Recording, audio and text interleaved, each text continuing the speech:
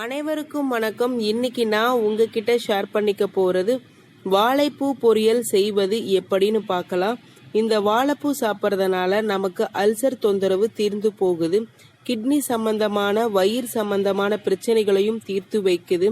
அது மட்டும் இல்லாமல் கிட்னி கேன்சர், டயபெட்டிஸ், பாலூட்டும் தாய்மார்களுக்கு இவங்களுக்கெல்லாம் சிறந்த உணவா இந்த வாழைப்பூ பொரியல் பயன்படும்.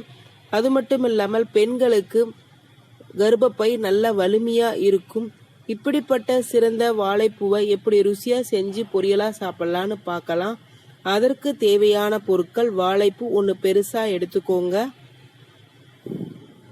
அடுத்தது வாழைப்பூவை எப்படி சுத்தம் செய்து நறுக்கி சமைக்கணுங்கிறதையும் பார்க்கலாம். உள்ள இருக்கிற தண்டை எடுத்துடணும்.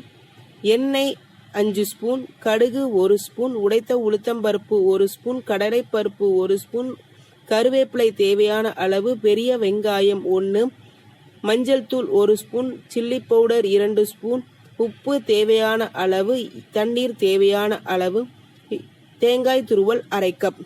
இப்போ ஒரு பெரிய கடாயில் காய் முழுகிற அளவுக்கு தண்ணி ஊற்றி மஞ்சள் தூள் போட்டு வேக வச்சிருக்கேன். 5 to 10 நிமிஷம் வேகணும்.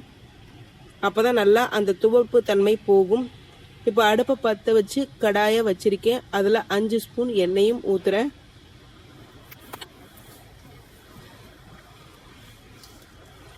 எண்ணெய் சூடானதுக்கு அப்புறம் கடுகு 1 ஸ்பூனும், உடைத்த உளுத்தம்பருப்பு 1 ஸ்பூனும், கடலைப்பருப்பு 1 ஸ்பூனும் ஆட் பண்ணியிருக்கோம். இப்போ நல்லா பொரி வந்துட்டு இருக்குது.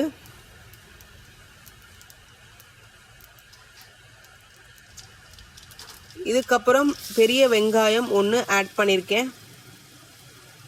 இப்போ அதை நல்லா வதக்கிக்கலாம். பச்சை வாடை போகிற அளவுக்கு வதக்கிக்கலாம். இந்த நேரத்தில் கருவேப்பிலை கொஞ்சம் ஆட் பண்ணிக்கலாம்.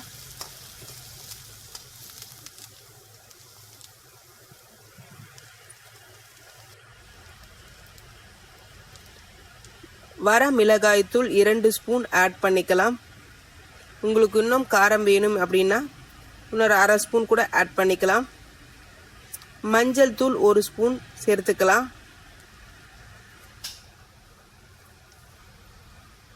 உப்பு தேவையான அளவு சேர்த்துக்கலாம்.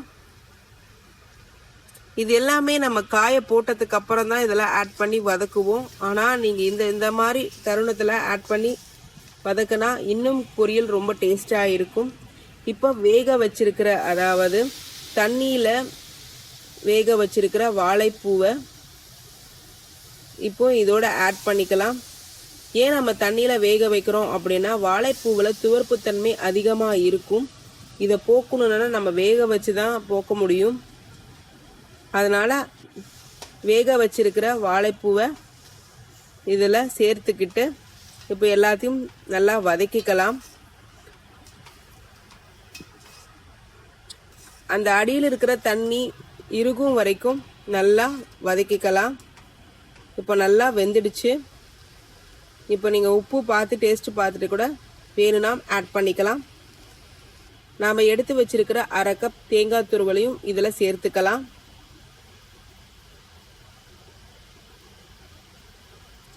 இப்போ அதையும் நல்லா வதக்கிக்கலாம். நீங்கள் தேங்காய் துருவல் போடுறதுக்கு முன்னாடி உப்பு பார்த்துக்கிட்டா நல்லா இருக்கும். இப்போ நல்லா வதக்கியாச்சு. இப்போ சுவையான, அசத்தலான, அருமையான வாழைப்பூ பொரியல் ரெடி ஆயிடுச்சு. இது வாரத்தில் 1 முறை அல்லது 2 முறை செஞ்சு சாப்பிட்றது ரொம்ப நல்லது. அதுவும் குழந்தை பெற்ற தாய்மார்களுக்கு பால் சுரக்கிறதுக்கு ஒரு சிறந்த உணவாகும். அவங்களோட கர்ப்பப்பையும் வலிமை அடையும். மென்சுரேஷன் ப்ராப்ளம் இருக்கிறவங்க இந்த வாழைப்பூ பொரியல் சாப்பிட்றது ரொம்ப நல்லது. இரத்தப்போக்கு சரியாகும். அதனால் இதை ஒரு முறை ட்ரை பண்ணி பாருங்கள். உங்களுக்கு இது ருசியாக இருக்கும். நீங்கள் தேங்காய் துருவல் போடுறதுக்கு முன்னாடி நாட்டு சக்கரை கூட கொஞ்சம் ஆட் பண்ணிக்கலாம், அந்த துவர்ப்பு தன்மை தெரியாமல் இருக்கிறதுக்கு. ஆனால் கொஞ்சம் வாழைப்பூவோட டேஸ்ட் மாறிடும். அதை பார்த்துட்டு நீங்கள் செஞ்சு சாப்பிடுங்க. இப்போது சுவையான வாழைப்பூ பொரியல் ரெடி ஆயிடுச்சு. அடுத்த முக்கியமான விஷயம், மறக்காம நம்ம சேனலை சப்ஸ்கிரைப் பண்ணிடுங்க. இந்த வீடியோ பிடிச்சிருந்தா லைக், ஷேர், கமெண்ட்ஸ் தெரிவியுங்க.